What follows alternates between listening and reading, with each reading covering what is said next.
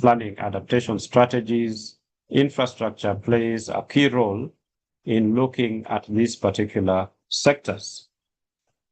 So we need basically to have a holistic multi-hazard understanding, which will integrate the risks related to our critical infrastructure and tie these in to the various sectors and also the intersectoral areas where they can impact the most and where work needs to be done. So we do have a lot of experience now in this kind of analysis. We have recently completed a 2.5-year project on establishing and scaling up climate adaptation and resilience in infrastructure in Kenya and more broadly within the East African region. We are preparing a roadmap. We have prepared actually a roadmap which will soon be launched. And we're basically focusing on 4 sectors, which was transport, water, energy, and the ICT sectors. So we have both quantitative and qualitative methodologies to address these in a very comprehensive manner. This has been produced for the whole of Kenya, and once it's launched, it will be useful to those sectors that we're looking at. That is not to say that the other sectors are less important. It is just that we had to target a few sectors to be able to carry out that very extensive work that was undertaken. So, of course, critical infrastructure is also important in many ways to the SDGs, particularly connected to SDG 9. And in relation to our particular theme for the workshop that is coming up will be on climate action. But we do also have SDG 11 on sustainable cities and communities, SDG 16 on peace, justice, and strong institutions, SDG 6 on clean water and sanitation, SDG 7, affordable and clean energy, and SDG 3 on good health and well-being. Okay, so with that, I'd just like to again welcome you to this seminar and pass it back to our MC to move the seminar forward. Thank you very much.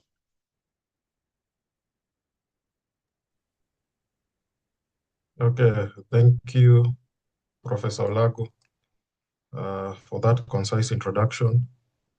So we'll move on to our next facilitator, Dr. Calvins Ouko, and he'll say anything about himself when he speaks. Karibu, Bwana Calvins.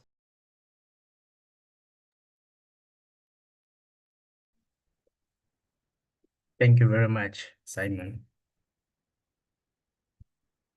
Am I audible? Yes, you are. Could you confirm that you can hear me? Yes, Dr. we can hear you. All right, great. Yeah, so once again, thank you, Simon, for moderating this session, and thank you, Prof, as well, for giving an overview and the highlight of why we are here, what we are talking about, as well as providing a background of the University of Nairobi and ICCA, and the department at large. Yes, so members, I'm going to, in that background that Professor has elaborately shared, I'm going to take you through a brief presentation, a snippet of this very critical topic that we are talking about, climate risk assessment for critical infrastructure planning. And I hope by the end of this presentation, you would have a few questions perhaps to interact with us. And also you'll be able to at least gain some understanding on climate risk assessment and why it is important to undertake climate risk assessment. So my name is Dr. Calvins Ouko. I'm a postdoctoral researcher at the Institute of Climate Change and Adaptation, University of Nairobi, in conjunction with the Technical University of Berlin in Germany. And we have been undertaking various research activities, including the one that Professor has just mentioned, the recently concluded GCA project, Global Center on Adaptation project, that was part of the ongoing Africa Adaptation Accelerator program, which is trying to build resilience for critical infrastructure for different countries across Africa. And we were able to pilot this in Kenya and the wider East Africa. And we are soon launching some of the findings to the public. But in this particular presentation, I'm going to share with you just briefly on what climate risk assessment is all about, the future programs that we are having as the University of Nairobi in terms of building capacity in this area, training and building capacities of experts and policymakers to be able to uptake the technologies, to be able to uptake, this approach when we are designing, when we are implementing, and when we actually approving development programs around infrastructure. So the technical team, you'll be able to share on my behalf from your side. We can begin from, yes, from the top. Yes, so this is the general topic that we are talking about, climate risk assessment for critical infrastructure planning. And as Professor has already highlighted that this is a very timely topic, is a very timely issue that we are talking about. Because infrastructure is a critical aspect of development of any country. Any developing economy is investing heavily in infrastructure. And now when we talk about critical infrastructure, we are talking about those things that have far-reaching consequences, especially if a disruption may occur on critical infrastructure. It may disrupt the wider economic functioning of a country. And so it is important that we understand climate risk to such kind of infrastructure. So I want you to move to slide number 3. Prof has already given opening remarks. I will begin it from here. Climate risk assessment, and just in terms of laying a general background of what climate risk is. So I provided a definition there of a climate risk assessment and what it entails, which is a structural process that is aimed at identifying, analyzing, and evaluating the potential impacts of climate change on assets, infrastructure, and even communities by evaluating the hazards themselves, the exposure, the extent of exposure, and the vulnerability. And this is in the long term helps us in terms of prioritization of actions that need to be taken to build resilience and of course inform adaptation planning. And it's also important to just note that Kenya as a country, alongside the many countries within the Horn of Africa region, are highly vulnerable to climate change. And climate vulnerability is high, as you can see. Within the ranking of the GAIN, which is a French-based global ranking platform that puts countries in different categories based on their vulnerabilities to climate change. Kenya is ranked number 31 actually globally out of the 181 countries in terms of vulnerability. So then that means that Kenya is highly vulnerable to climate change, and it's a matter that basically as a country and even as experts, as policymakers, we need to take into account. And then, of course, this also goes hand in hand with the fact that that classification, becomes much more of a concern, realizing that the readiness, what we call adaptive capacity of the country is also very low, as you can see in that statement. Some of the key climate impacts of Kenya include drought, floods. There is increasing temperatures. We are talking about things like heat waves, heat stress, which of course result into other damaging consequences like losses in biodiversity. So in terms of hierarchy and priority of hazards in Kenya, you realize that drought and floods, when it comes to infrastructure resilience, drought and floods emerge at the top in the hierarchy.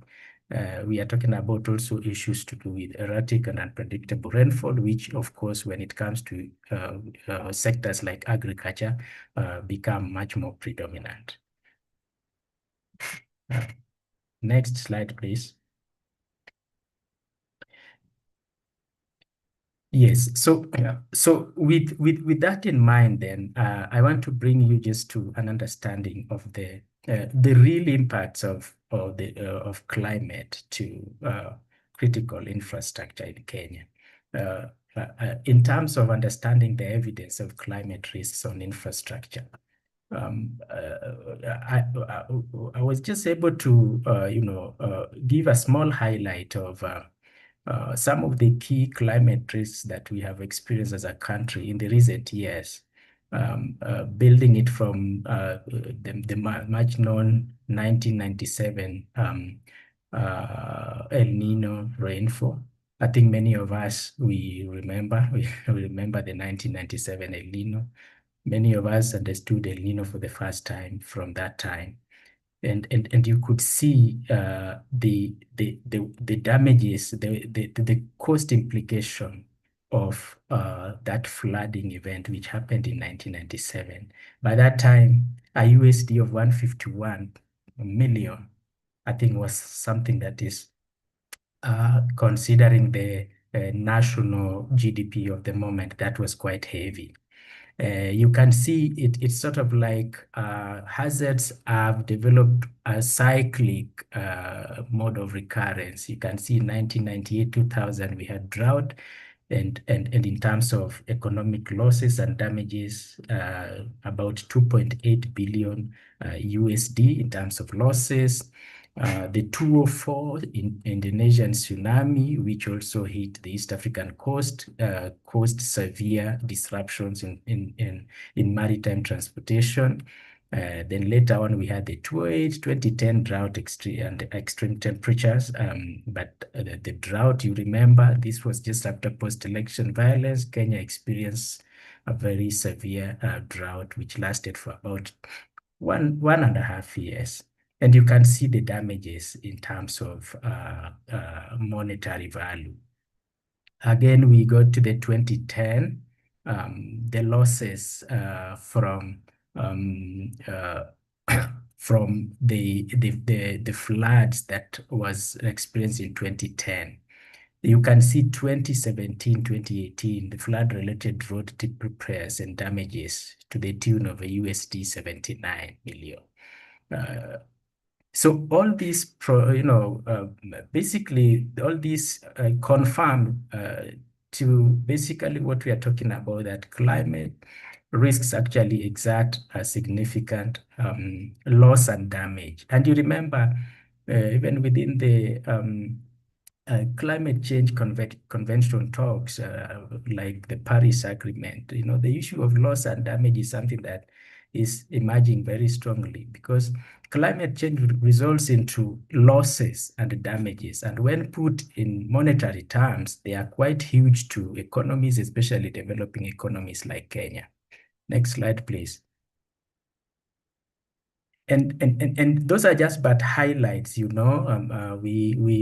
could not exhaustively put things in everything in perspective, but you can also see what we call patterns of the cyclic patterns of recurrence of extreme events.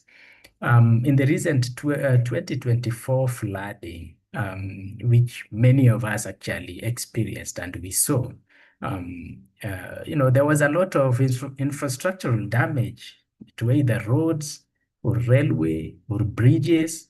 What basically you are seeing there, this is a typical road in Northeastern, which was completely damaged. And this road had not even stayed for 1 year after construction. And it was basically damaged, which means there was need now to, consolidate resources for repairs and maintenance.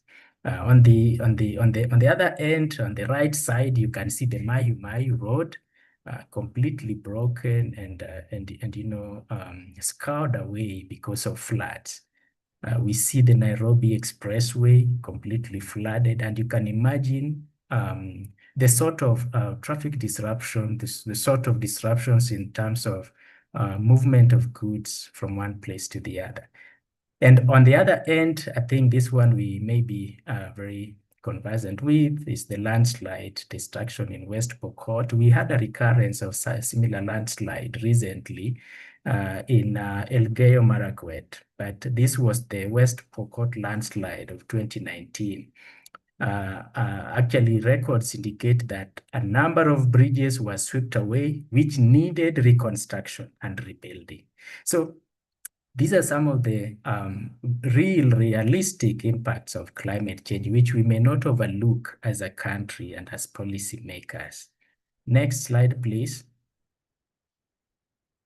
There was an experience again, when we talk about critical infrastructure. So we are looking at things like the Port of Mombasa, for instance. How critical is the Port of Mombasa? This is a very critical asset, not only to this country, but to the entire region, East Africa region. In 2016, we had an experience where the port itself was flooded, what you are just seeing on the right.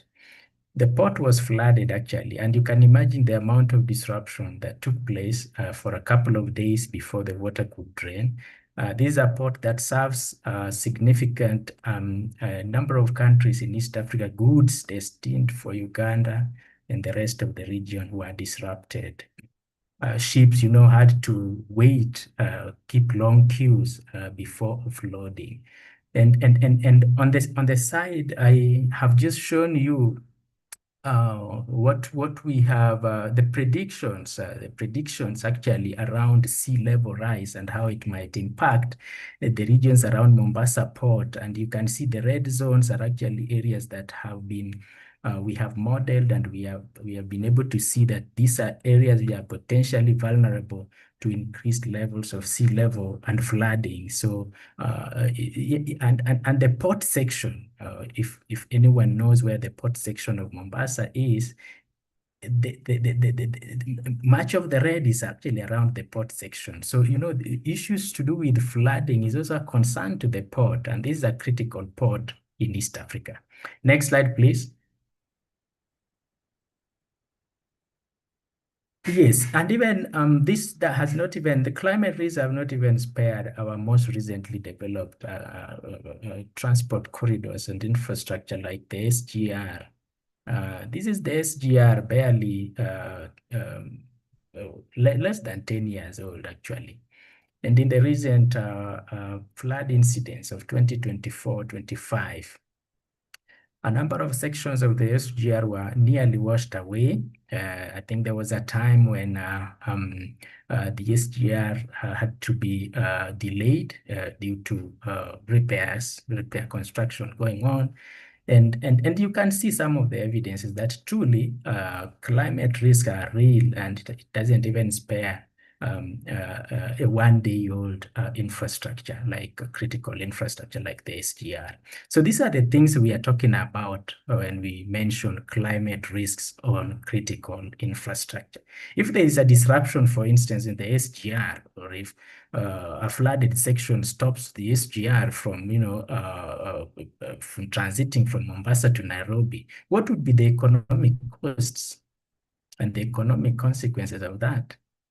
So those are the loss and damages that we are talking about, which needs to be actually predicted and known, so that something is done either as a way of, we are going to talk later on how, the best way to assess for this, the best way to be able to, quantify the risk, translate it into monetary terms and be able to argue with policymakers that why can't we inject some money to be able to improve resilience of this instead of waiting for us to observe or experience a flood that sweeps away and causes massive disruption and economic losses. So what is it that we can do upfront, proactively, to be able to safeguard against this? Yes, next slide, please. Yes, a typical case study, these are very interesting one, just within Nairobi. And I was able to pick anyone who is familiar with the Karen roads. There is a particular section of a road in Karen along Masai Lane. What we are seeing here, and I'm just using this basically to highlight, no pun intended for Kenha or anybody, but just using it to illustrate what we mean by climate risks. This particular section you're seeing here, which looks a bit rugged, is a concrete section. This is a road that was done like 2 years ago. And within 2 years, personally, I've observed maintenance going on this road a couple of times. Even recently, I think 2 months ago, there was a recarpeting or patching of some sections of this road. And why the patching? And these are section of barely 500 meters of a section of a road. This part is occasionally flooded. Every rainy season, this part is flooded. So what the road designers did is that they decided to make this section concretized, to make it concrete. But now they made it concrete so that it's not swept away, but water still overflows on top. And anyone who's used this road could confirm what I'm talking about. So this is a road that is barely 2 years old. And it's like the maintenance of this road, the maintenance section, is probably costing the authorities a lot of money. And so the question would be, why couldn't we probably just inject a heavier sum at the beginning and be able to construct this section with the climate proofing concept so that it's able to withstand any predicted floods or waters that could, instead of overflowing, goes under. We could have raised this section higher so that water goes under, so that we don't spend a lot of time because of the scouring of the waters. Next slide, please. So some of the critical questions that we have to ask as players in the sector, and I know engineers are here, and critical infrastructure experts are also here. Some of the questions that we have to ask is, why do we continue building infrastructure that fails under predictable climate stresses? I mean, why? Why invest in roads that lose 30% of their length within 1 year due to flooding? Why couldn't we predict that certain amount of flood would hit this road in 2030, 2040, 2050, so that we build that road for the worst case scenario? In climate terms, we talk of worst case scenarios, yes, so you build it to overcome the worst case flooding scenario instead of doing a drainage that only holds probably 2 meters and holds at the point of time probably you are just doing 2 meters of an allowance, but the flood height is actually 5 meters of an allowance. So why would we do that? So that we continue recurring what is called maintenance and repair costs. Why are known flood risks not fully anticipated at the design stage? And these are questions that we are asking road engineers and road designers and any infrastructure player. Why are infrastructure standards not enforced to withstand expected climate extremes? And these are the questions that we're asking because we know for sure that developers nowadays are very keen on enforced requirement. For example, EIA, environmental impact assessment. People do environmental impact assessment because it is enforced by NEMA, and you will not go ahead with the project without EIA. But surely then, why don't we also do climate risk assessment? Because surely you will incur that cost if you do not implement it. This is not enforceable by law, perhaps now, but the question is, it will cost you if it is not done. Is it economically sound to keep spending like 10% of construction cost every year, every 2 years on repairs and maintenance? And why design a bridge at 2-meter clearance when anticipated flood levels reach 5 meters? And who is there to do the modeling for you and to probably do the projection to be able to understand that, okay, we are likely to experience a flood height of 5 meters. So these are some of the questions that we are asking fundamentally. In fact, when you answer these questions appropriately, you'll realize that it is wise, instead of incurring 10% of your construction cost every 2 years on repairs, it is wise to calculate that 10%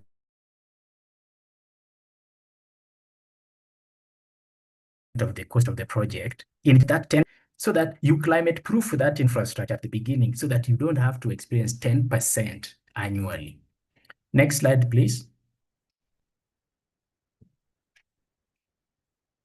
So at the University of Nairobi, as Prof alluded to, and this is just, I'm just giving you a snippet and a highlight of the same, we have been able to develop a methodology, carefully develop a methodology of conducting climate risk assessment for infrastructure, particularly for infrastructure.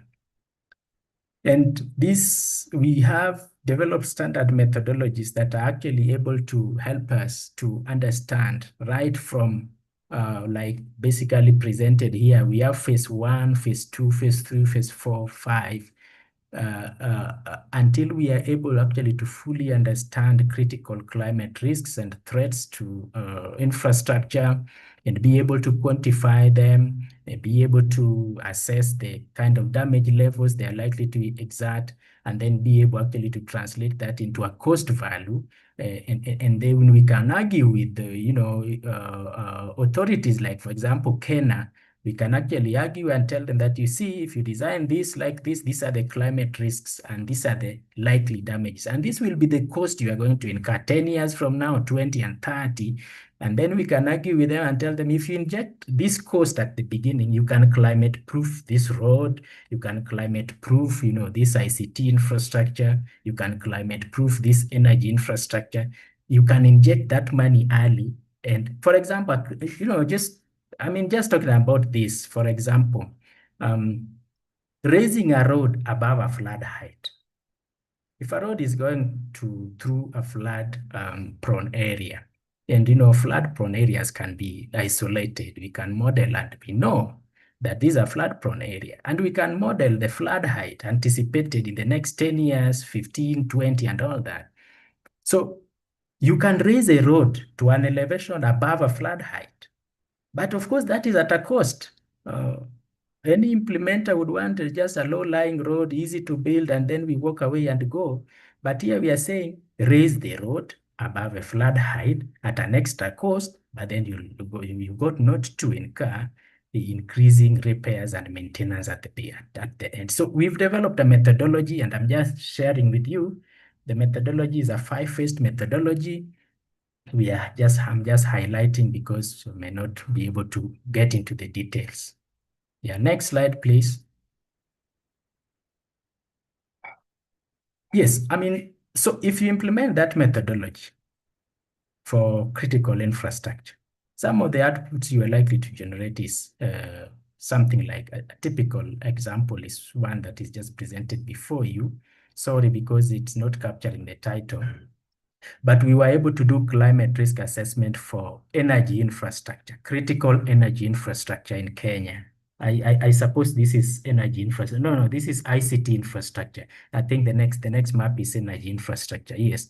So these are ICT infrastructure. You can see the Northby fiber nodes, Kenneth nodes, and others. Yes. So we were actually able to look at ICT infrastructure in terms of the networks and in terms of also critical installations like the nodes, critical ICT nodes across the country.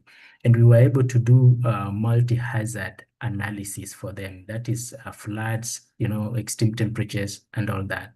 And so we were actually able to be able to, through the analysis, we were actually able to clearly understand and see that, okay, so which fiber nodes and which networks and which installations would be vulnerable to maybe flooding of a given magnitude or increased temperature of a given magnitude. And we were able to generate a multi-hazard national scale map like this. You can actually see these are some of the outputs. So we are actually able to tell even the ICT authority that you see, look, these nodes in northeastern Kenya, like this one and this one in Wajir, are actually vulnerable to extreme temperatures. So what can you do?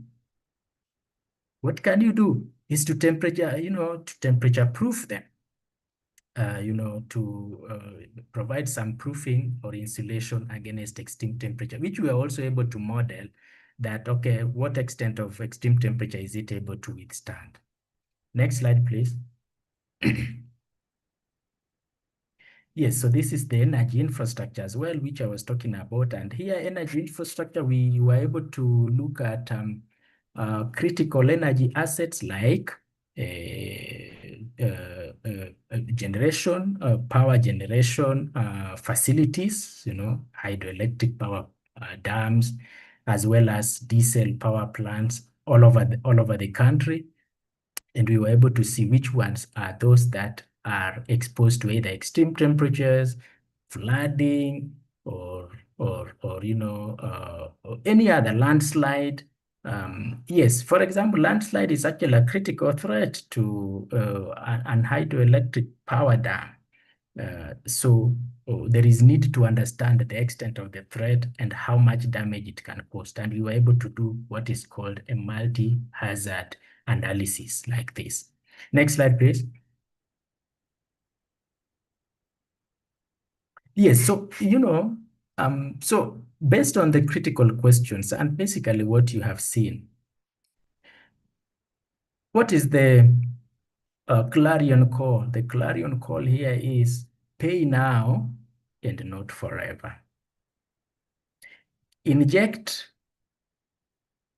a certain cost to cover for climate proofing of infrastructure at the design and implementation stage. And by that, you will not pay forever. This is what we are saying. And I think this is the rallying call, that why can't we estimate projected climate costs, which we are able now to do thanks to the methodologies that are now available. We are able to predict the climate risk to the Modogashe, Wajir, Mandera Road. We can do a climate risk profiling and see which sections would be at danger of flooding, which sections would be at danger of this and that. And we quantify that and tell KENHA, to, for example, inject an extra cost and climate proof those sections upfront so that we don't have to pay forever. You'll be repairing bridges every flooding season. And what is the outcome or benefits out of this would mean longer asset life, lower life cycle cost, and fewer disruptions and emergency repairs. Next slide. Perhaps, just to share with you maybe some positive example, some positive case study, just which we can learn from in Nairobi, even as we are talking about these climate proofing systems. Majority of you people may be aware of the Raila Odinga Road, or the so-called Mbagathi Road. You know Mbagathi Road, most of you. This is a road that is, in terms of its construction design, it was constructed of concrete. It's a concrete road, not asphalt. Sio ya kokoto, it's a concrete road. And this is a road that, it's worth learning some lessons, even as we are talking about climate risks. For your information, at the initial construction of this road, the authority spent between 20 to 50% higher than a typical, asphalt tarmac road. But, of course, at the point in time, people were like, oh, this is expensive. This was expensive. Yes, of course, it was expensive because it was between 20 to 50% higher. But the question is, 30 or so years down the line since this road was constructed, what have been the benefits? So the thing is that the upfront cost of the construction of this road has been offset by lower or nearly zero maintenance cost on this road over the long period of time it has lived.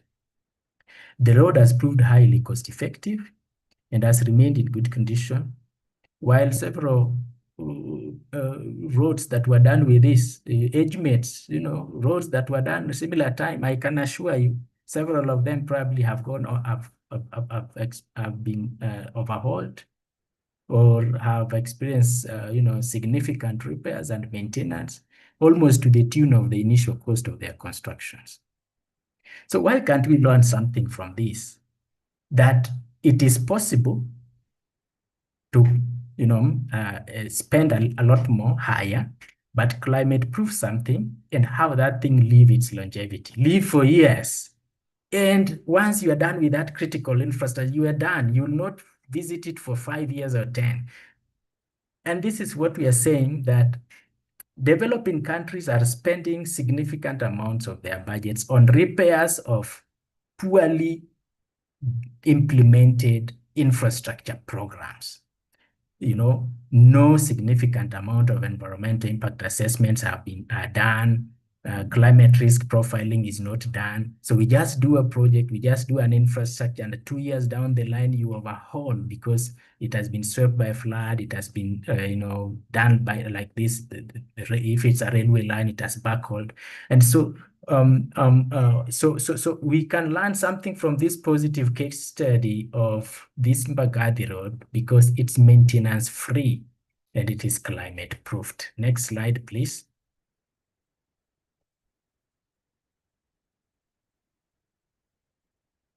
Yes, so with that understanding and with the perspective that we have just shared, I think part of the reason that we are conducting this webinar is more importantly to let the world know and to let industry players know that the University of Nairobi is taking leadership and is aiming to be involved in infrastructure planning and design, and to provide actually technical support, technical oversight, to provide analysis of critical climate risks to critical infrastructure, so that at least we may also provide a voice and be able to support in the design and implementation of infrastructure as a way of also helping, infrastructure players and implementers and authorities to be able to climate-proof infrastructure.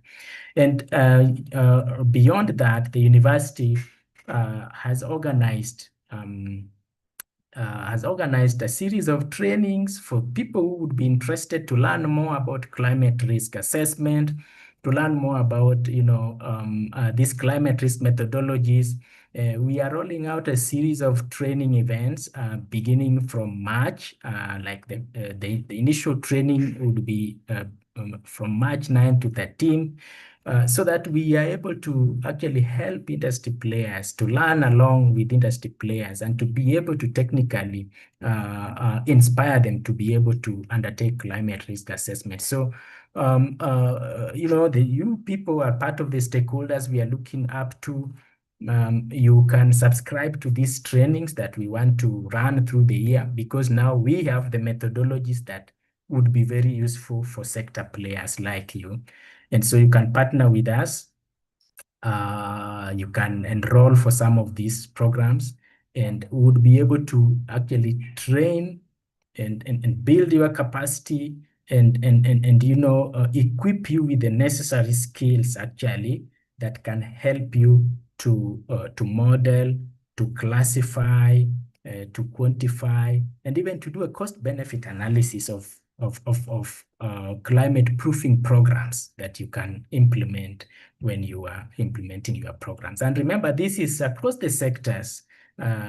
We've just presented but roads and maybe a few, but this is across the sectors. We can do this across, across the board: agriculture sector, the water sector, energy sector, transport sector, ICT, and all. So this is just but a snippet, but we are encouraging you, if you want to learn more, please join us during these planned trainings, and we'll be able to support you and give you the methodology.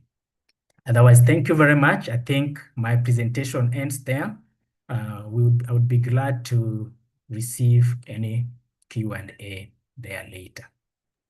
Thank you very much. Thank you, Dr. Calvins. I'm sure everybody appreciates that insightful presentation, pointing out what effects of climate change hazard have on our infrastructure and the need for us to be proactive rather than reactive. And I'm sure us as professionals in our various fields will have something to gather from the short course that Dr. has talked about, and also go deeper into revealing indirect impacts of these hazards, social impacts, which might help decision makers arrive at their decisions faster. Yes, so we will go into the next section of Q&A. And for those who aren't aware of how they can ask their questions, there's a section within Zoom down there that you can post your question, and it can be read by any of our team here who can be able to respond to them. But Dr. Sabina will come in and take us through the Q&A. Karibu, Daktari. Thank you, Simon. Good afternoon, everyone. And thank you, Dr. Calvins, for the insightful presentation. For the Q&A, we have only 10 minutes. So I would ask those who can do verbally to raise their hands, and they will be unmuted by the ICT. And then once you are unmuted, you introduce yourself, just your name and organization, and ask your question. Yes, so we can start. But in the meantime, I can read also, there are some in the chats. You can also write your questions in the chats, and they'll be redirected to the person who will answer. Like the first one, we have Alvin Kigodu, who is asking where the report, he had earlier asked where can they find the report that we have done, the roadmap report. And I told him that it hasn't been launched. So he's asking where will the report be posted? So I would like Prof to answer where the report will be posted as we wait for the others to raise their hands. Okay, so can you hear me now? Yes, Prof. Oh, good. Okay. Yes, so the report is going to be formally launched, and we are still working on the launch process and even the venue.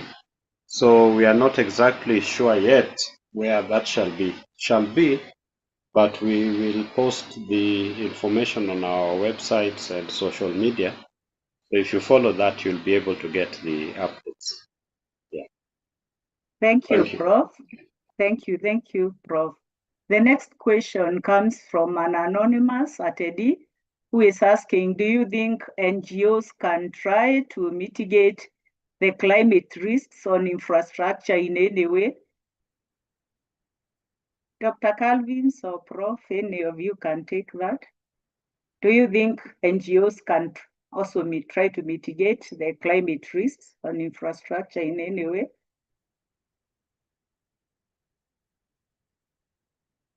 Yeah, maybe I can respond. So when you're mitigating these risks, we have a big component which is called nature-based solutions. Okay, so like for example, when you want to protect a road which is suffering from rainfall-triggered landslides, for example, the communities around that area can partner with the roads or authorities and with NGOs who would work on helping to stabilize slopes, because those areas basically are a little bit beyond the jurisdiction of the roads people, but NGOs can come in to work together with them to help to stabilize those areas by planting more trees, maybe doing terracing and doing other things that would mitigate landslides or currents. Thank you. Thank you, Prof. Our next question, before we take the those that have raised their hands, is asking, this is from Alfredo Perez, from the engineering point of view, the worst case scenario would attract a higher cost of implementation. How do you balance?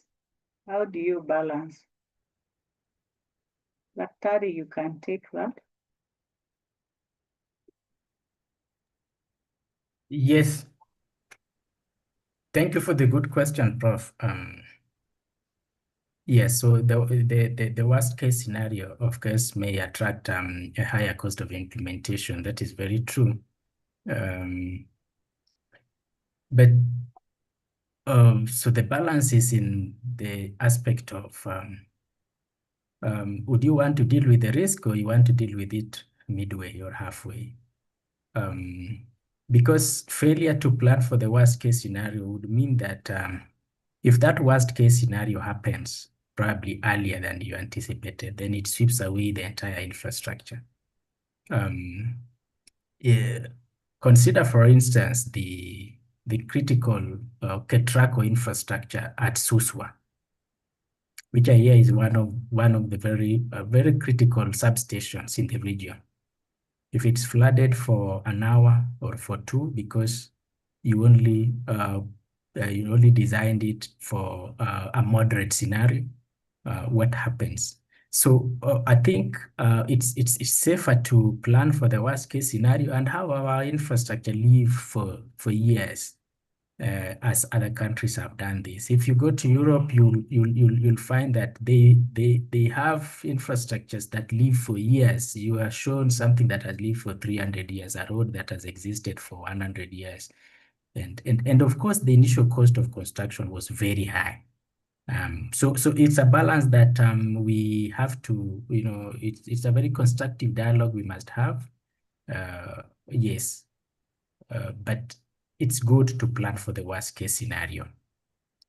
Yes, the cost on the social, yes, I think the other question from Prof was please continue. about social infrastructure, the cost of climate risk on social infrastructure and the implication on well-being. Yes, we were able to do this. As I said, our analysis is cost-sectoral, and we are able to do analysis even for social infrastructure like schools. We were able to do for schools, for health facilities. We are also able to do actually impacts across gender group and the wider population, in terms of general distribution of people. Yeah, so all that is possible within the CRA framework. Thank you, Daktari. Thank you for the comprehensive answers. Yeah, don't have to add anything. Rain Kiprop is asking, in relevance to GIS, what are these strategic analysis can be? Maybe Rain, you can rephrase your question again. I'm not really understanding that. Dr. Sabina, let me respond to that. Respond, Simon. Although I highly request that Mr. Kiprop, you attend our short course to get to answer that question effectively. Though I can say there are available resources such as climate projection models that help visualize and effectively analyze where and to what extent these hazards affect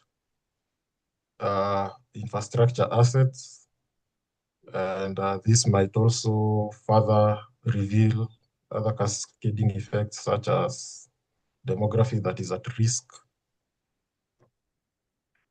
So with the advent of GIS technologies, the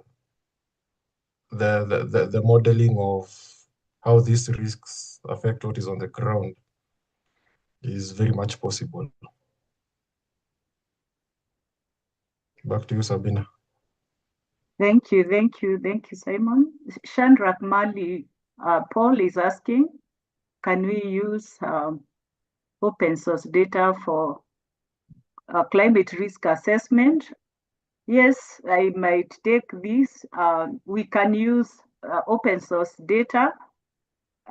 We also used the open source data in some instances, but when it comes to infrastructure, you find that mostly the infrastructure, some of the open source data is not complete because maybe that data was taken from a project, so it didn't have a wider coverage, and even the resolution is not very good. So yes, you can use, and we didn't use especially most of the hazard data, although the rest was national data from KMD. The next question comes from Collins Mulamba. He's saying in the Kenyan context, the EIA done on infrastructure. In Kenyan context, the EIA done on infrastructure projects requires the inclusion of a climate risk and vulnerability assessment, and we still end up with infrastructure that fails under predictable climate stress. How do we resolve this? Dr. Calvis? Yeah, maybe I can respond to that one. Yes, Prof. Okay. Yeah, so you see, the environmental and social impact assessments, you have to remember that these are basically being done by for clients who are wanting to set up some kind of a project or a program. So I'm sure that when that climate risk assessment is being done, when you consider the kind of methodologies that we have vis-a-vis the more qualitative ones that happen in the climate risk assessments, these ones are not useful in the sense that one cannot see the monetary benefits because they are not being done in a scientific manner. So basically we are showing the scientific methodology, and the methodology that we will teach is the current state-of-the-art methodology for dealing with such things globally, and not just something that we derived for the Kenyan situation. So yeah, so the important thing is when you do a climate risk assessment, there has to be some quantification of the costs and benefits. That is one area where we are very, very weak in Kenya, and this is one of the gaps that we are trying to fill. Thank you. Thank you very much, Prof. Dan Kiso is asking, Daktari, you are focused on the physical climate risks. What about the chemical aspects? Yes. What about the chemical aspects? Dr. Calvins, are you there? Yes, very much around. Yes, that is a nice question from Collins. I think so we have the capacity to scale the analysis to cover the aspects of chemical climate risks. because of course, yeah, with climate change comes issues to do with even atmospheric changes in terms of chemical composition, the greenhouse gas balances, the ozone gas, which also contribute to corrosion of materials, and things like that. For example, when you look at even ICT infrastructure, it might be impacted. Radiation transmissions might be impacted by the changing chemical compositions in the atmosphere. These are analyses which are possible, and yes, we are able to actually pursue this and be able to provide the full spectrum of climate risk, both from physical impacts to chemical and even biological impacts. Yeah. Thank you, Daktari. And this one goes to you, or Prof. Is the course a certificate or a diploma? What official certificate will be issued after completion of the course?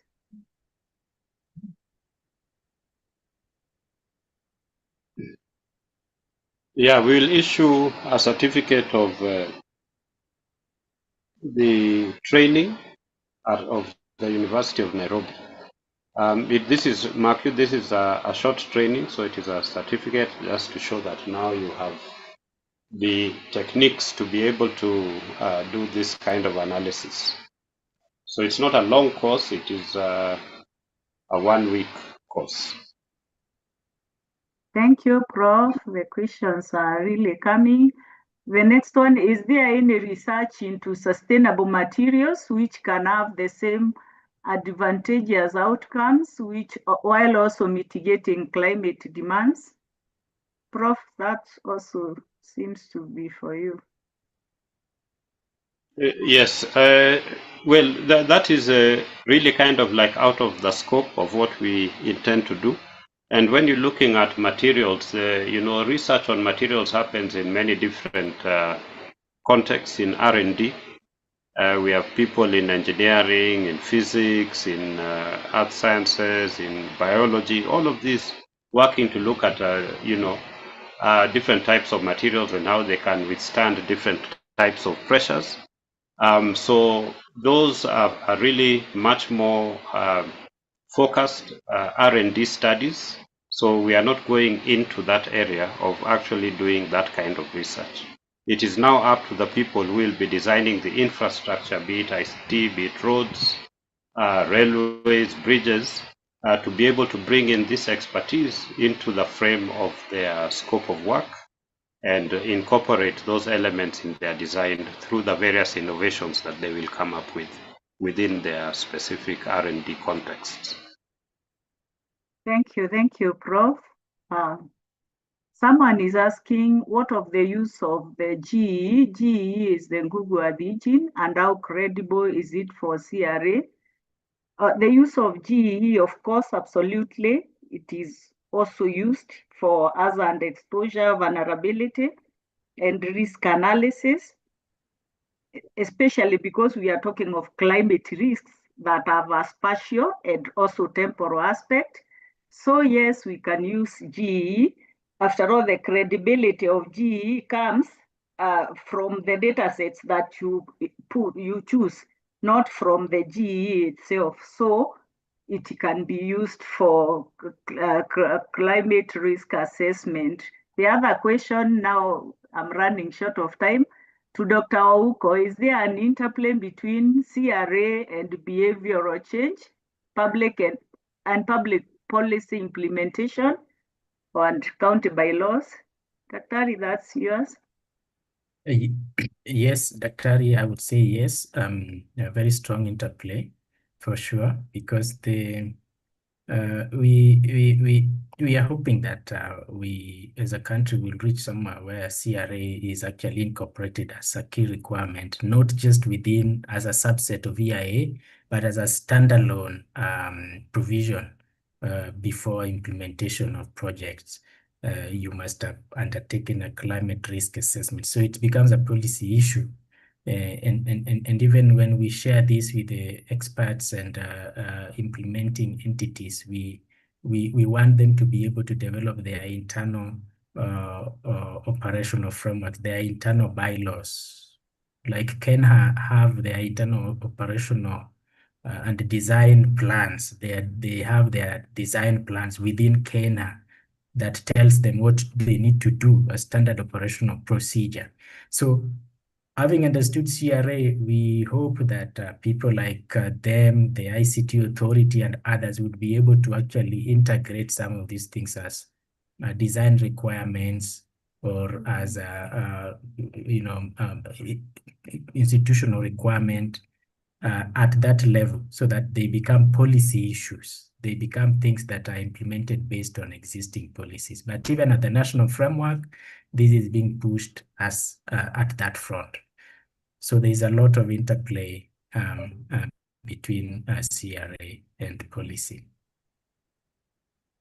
Thank you, Daktari. We have 5 minutes to finish this. Stella Diwa is asking, we operate engine rolling stock with limited capacity to absorb shocks or adapt to new operational patterns under climate stress.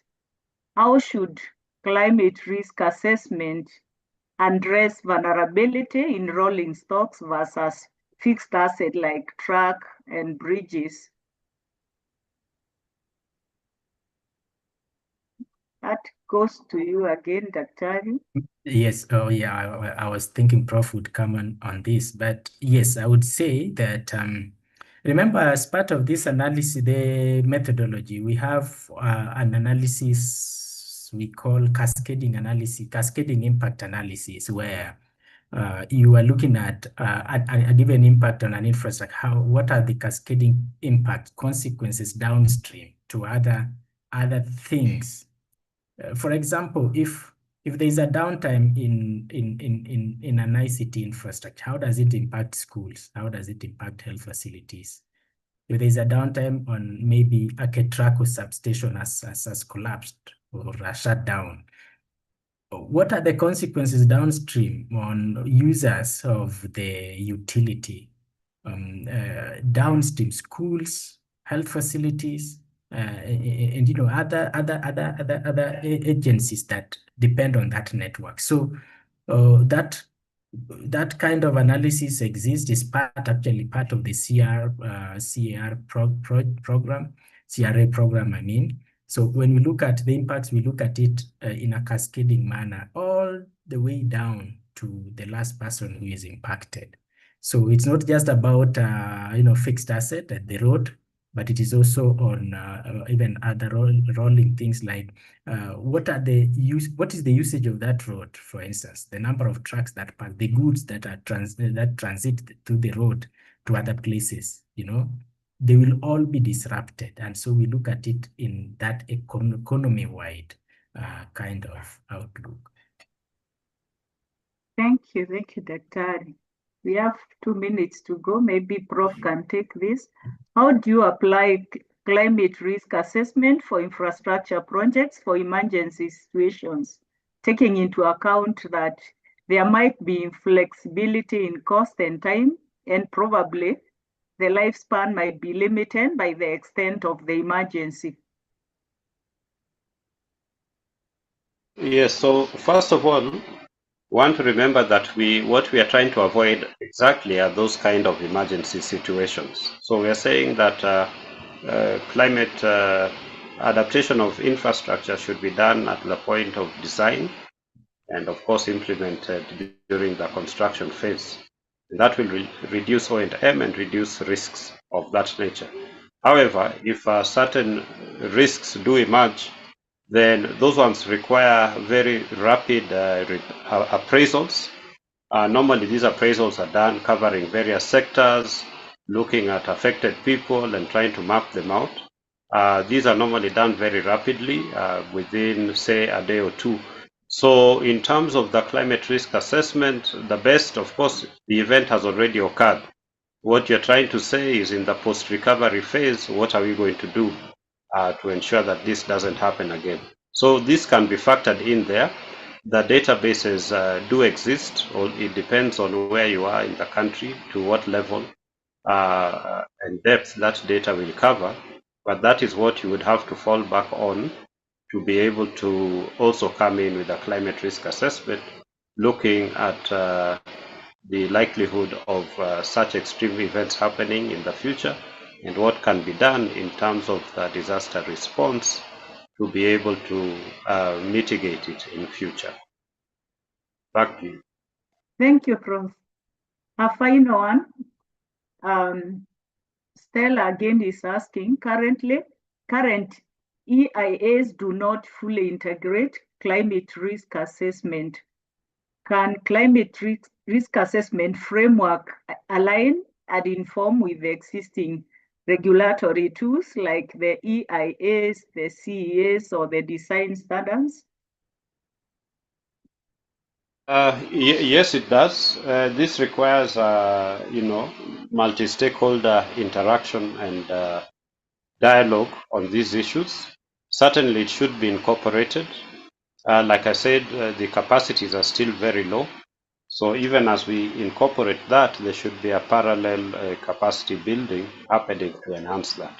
But it requires a multi-level and multi-agency stakeholder dialogue.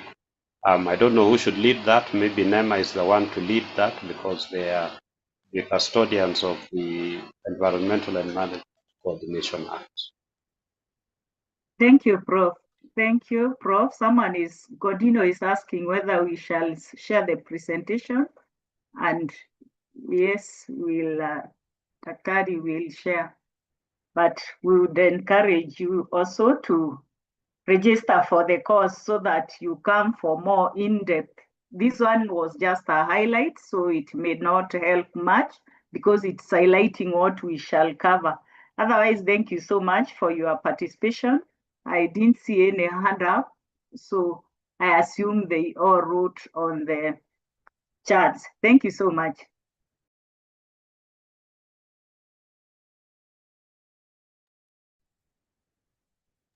Simon, over to you. Thank you. Thank you, everyone, for those questions. They really show interest in what we had to present today. So, given that we are running out of time, I'll leave it to Eda to give a vote of thanks and to close this meeting out. Eda, to you.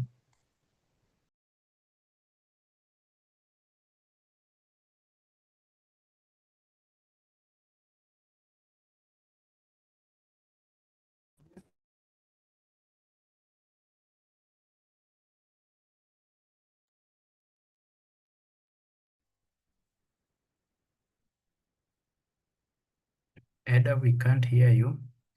But while Eda is coming, Simon, I saw someone, Francis, raising a hand. I don't know whether he had some burning question we can address.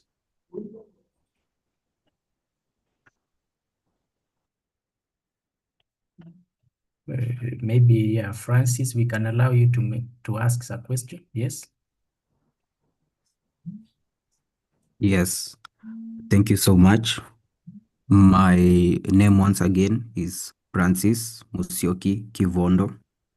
I am an undergraduate at the University of Nairobi, taking project planning and management. So my question was, looking at Kenya and the challenges that we have faced surrounding climate change, such as floods, drought, and landslides. What lessons do you think that Kenya can learn from similar countries facing challenges which are related to our own? And what strategies would you say that they took to curb or to mitigate these risks? Thank you. Yeah, maybe I can respond to that, and very quickly. This is exactly what we are saying, is that we need to climate-proof our infrastructure. And as I mentioned earlier, this includes both a combination of hard engineering, soft engineering, including nature-based solutions, and also community participation in the form of landscape, restoring degraded landscapes and maintaining waterways and other aspects. So that's basically what they have done. It's only that in our case, we tend not to mobilize the agencies who are responsible to be able to handle these matters together in a collectively effective way. But we do have the capacities. Okay, over to you, Ed.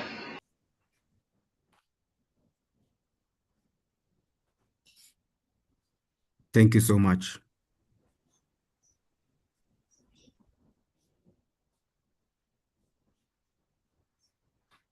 Linda, we can't hear you. You can hear me now? Yes. Yeah, so before I say the final prayer, I just want to appreciate first the management of UNES for organizing and promoting and hosting this webinar. I think we've learned a lot from the webinar. I also want to appreciate the Institute of Climate Change and Adaptation for providing the technical expertise and of course facilitating the event. Most importantly, we want to appreciate the participants for showing interest, for believing in us. And we are also excited to extend our invitation to you to join hands with the university as we provide leadership in building climate resilient infrastructure in Kenya. We welcome you to be checking on our social media pages, both for UNES and for the University of Nairobi and for ICCA. For the upcoming webinars and trainings, we've lined up so many capacity building activities that are coming up in the course of the year. And we really want to thank everyone. And before we leave, we want to say a word of prayer, just the way we started with a word of prayer. So let's pray. Our dear Heavenly Father, we want to thank you this moment.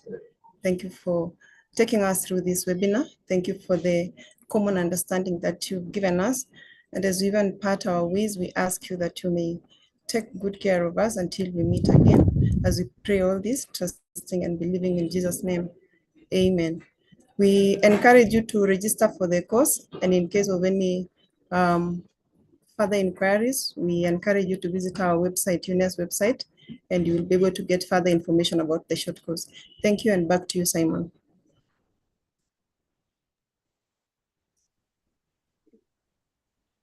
All right.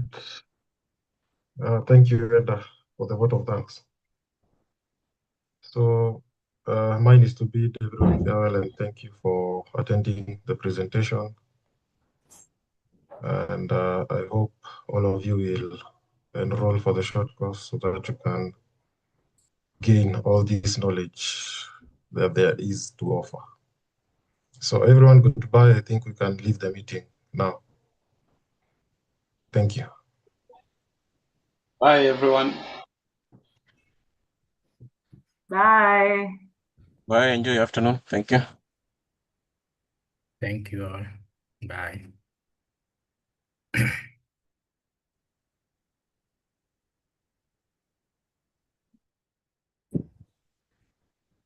Japhet, you can proceed to end the meeting and stop the recording.